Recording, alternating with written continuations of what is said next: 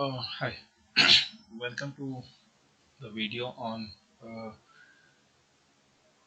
how to perform simulation using LTSPICE. So let us start with taking a new page. So since we want to do the IV characteristics of MOSFET, so let us go to the library. So this is where we have the components. So you can click on that. So look for NMOS4. So this is NMOS4. Let me just select this. So NMOS4 has actually got four terminals here. This is, you can see, N channel MOSFET with explicit substrate connection used for monolithic MOSFETs. So you are asked to select NMOS4. There is one more NMOS. So this is actually the bulk and source is always shorted. So let us exclusively take NMOS4 so that I can connect the bulk. So I am selecting this. So this is placed, and let me have the voltage source. Again, go to that components. So you can see there is a voltage.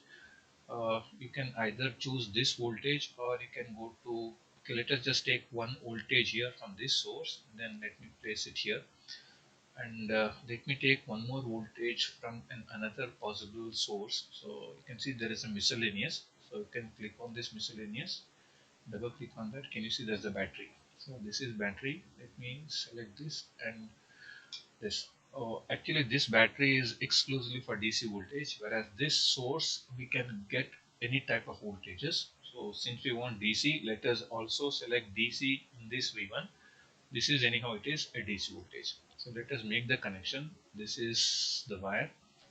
So let me connect this to gate, and the drain is connected to second battery, second positive. So this is now shorted with this. Let me connect source to the ground, and this bulk is shorted to, again, the source potential. So let me slightly minimize this, and let me put a ground. So this is ground. So let me connect the ground here. Let me take again the wire. So you can use the shortcut key F3. F3 is again a wire. This is done. Let me name this source as VGS. By default it was V1. Let us specifically name it as VGS. So this is, let us call it as VDS. So this you are renaming them. The voltage is one which you can specify. Let us specify it as maybe 0.8 volts, and let me select this as around maybe 1 volt. So no need to specify the unit as volt. If you say 1, by default the voltage, the unit is 1 volt. Now we have applied voltage for VGS and VDS. Now we need to define this MOSFET dimensions. So that you can right click on that. You can specify the length here. Length can be, you can take it as 10 micron. If you type U, that corresponds to micron. This is 100 U. This again, the dimensions are, okay, that will not be displayed here. Next, I want to specify the model, that is KP, that is mu and Xerox, and the VT of this. So that can be done in this .op, that is SPICE directive. Let us click on this SPICE directive. So we need to type it as dot model space NMOS, one more NMOS,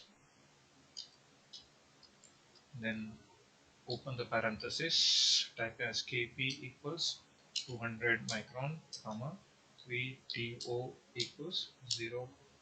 So these are the specifications of my MOSFET. This I have modeled, so just place it here. Now we have a MOSFET of dimensions whatever that we have specified here, 10 and 100 as length and width, and we have Kp, and this is VTO, threshold voltage. So now I want to see what is the drain current, or what is VGS and VDS. So one possibility of seeing that is, suppose we are looking at only the voltage current, so we can run this. So before we run, we need to uh, give this simulation, edit simulation command. So we need to give a command. If you just click on this DC opt points, this is .op. .op corresponds to operating points. Suppose if you select this DC operating point and then run, we will get the details of the voltage and currents at different nodes and current through different nodes. If you can see here VN001 is actually this node, which is 1 volt, and N002 is this node. You can see there is a ID, that is current through the drain. It is 0.00016. So it's actually, I think, 16 microampere. 16 microampere. That you can verify in your calculator. So it is now 0.00016 is actually equal to 160 microampere. 160 microampere. And if you can see, the gate current is almost zero, and IB, the bulk current, is in terms of picoampere. This you can neglect. And source current is actually negative of the drain current. That's why only the sign has changed. The magnitude remains the same. Of course, this is the current that is coming out from this source, which is zero, and the current that is coming out from this is actually in the negative direction, is that of ID. So actually, whenever this IDS is actually going into the source, the one that is going into the drain is actually 160 microampere. So this way we can able to get the currents and voltages at different nodes and current to different terminals of the MOSFET by doing this .op. Suppose if you change this to 1 volt and then rerun it. Suppose you run this now, so I will get corresponding to that. Okay, what is the voltage and currents? Another way of, now if you want to sweep this voltage, okay, keeping this voltage constant, if you want to sweep this VDS for 0 to 1 second, let me just stop. Okay, we shall sweep this voltage. For sweeping, okay, only thing is that, okay, let this be 1 volt, let this also be 1 volt. Let us okay, let us just change this operating point. So for that, you can go to this simulate and then edit simulation command. Since I want to change the DC voltage, sweep the DC voltage, take this DC sweep. What I want to vary is this, keeping this constant. So if you're not changing this, no need to edit here. So this is the source what I'm changing. Type it as VDS, and of course the type of sweep is linear. You start from 0 volt, go up to 2 volts, and then with an increment of maybe 0.01 volt. So this is 10 millivolt increment. So let me place this. Whenever I try to modify the type of sweep or type of analysis, the other one becomes comment. You can see this was actually .op, it has become now semicolon op, meaning that this is commented. Now this is .dc, you are changing the DC voltage from 0 to 2 volts with an increment of 0.01. That's what you are supposed to read from this. If I run this now, you can see automatically the swept voltage from 0 to 2 is coming automatically on the x-axis. On y-axis, what you want to plot, you can just come to your schematic, and then suppose if I click on this, you can see this is actually a probe. Now I don't want to see the voltage here, I want to see the current. So you can just come close to this terminal. Can you see this is a current milliampere, sorry, ammeter symbol, which is showing the direction also. Okay, can you see there is a direction that is being indicated downwards? So it is actually the drain current. If I click on this now, you can see this is my drain current. So this is ID of M1. So for a VGS of 1 milliamp, sorry, 1 volt, when ID is varied from 0 to 2 volts, this is how the current is keep changing. If you want to measure the current, of course, now you want to see only this one, you can double click on this. Now you click on this once, you will get one cursor. If you want to have two cursors, you can just click on once again. So there are actually two cursors. This is cursor 1, this is actually cursor 2.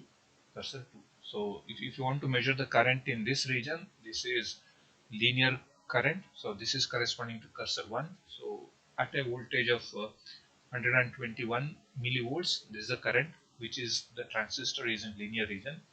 This is the current when the transistor enters a saturation region. The corresponding current is 960 milliamperes, and you can see the voltage is 1.33 volts. Suppose even if you change this to a different voltage, it is the same because this is now in saturation. So this is independent of VDS. The drain current is independent of VDS at in sorry in the saturation region. And you can also find out what is VDS sat. We know that, okay, we have applied a voltage of 1 volt, and this is 0.4. Actually VDS sat is 0.6 volt, that is 1 minus 0.4.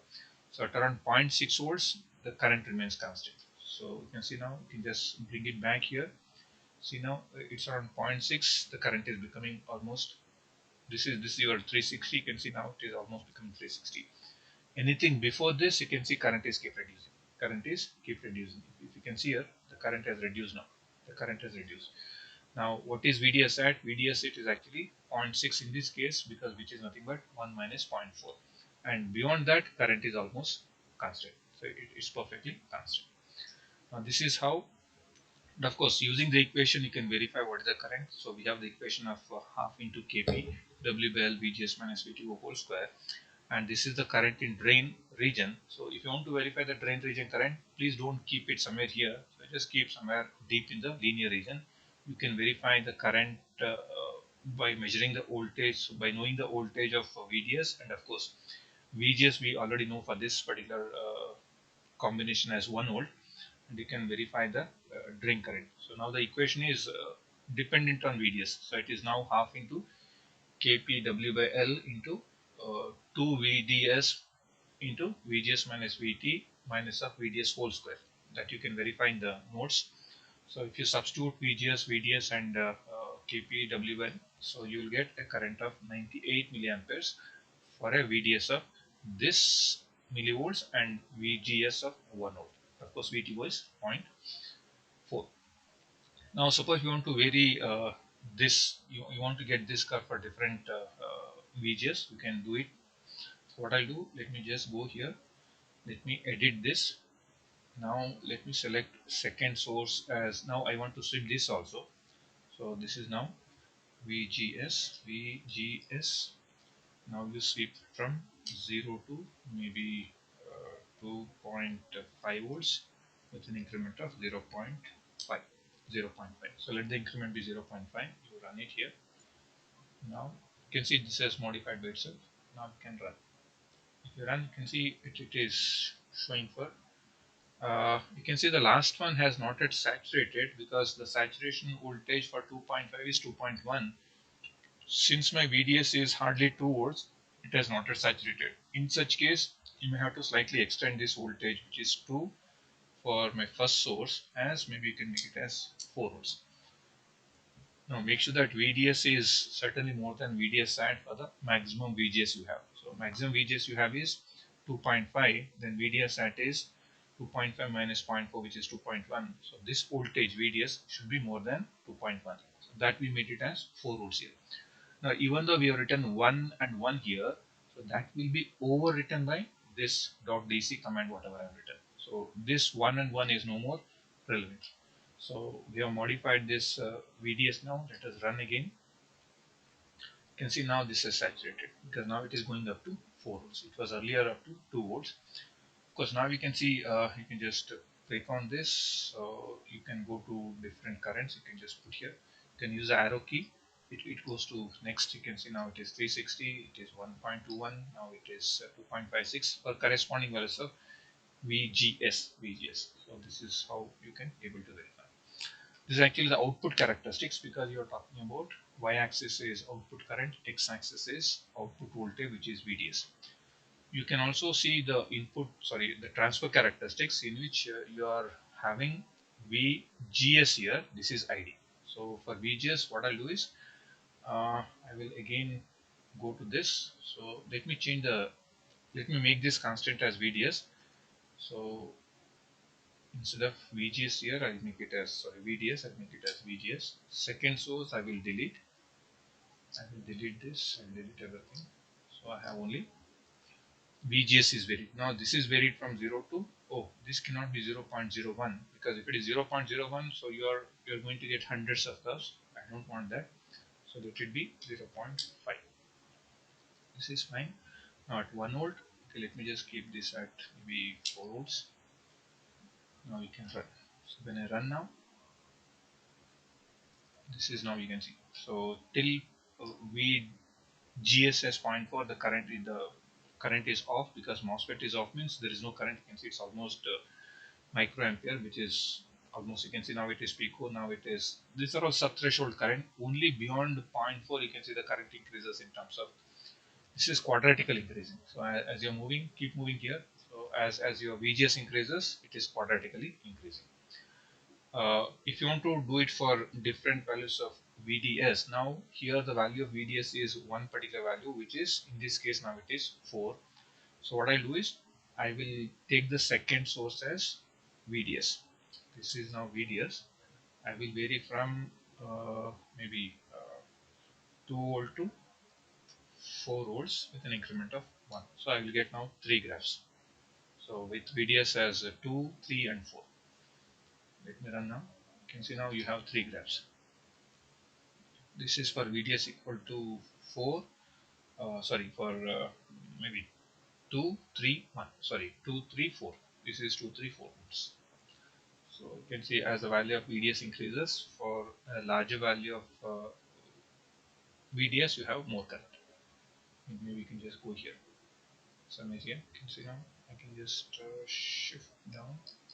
This is down, this is now. This is how we can able to find what is the, this is the transfer characteristics. On x-axis I have VGS, on y-axis I have the drain current. So this is for a constant VDS.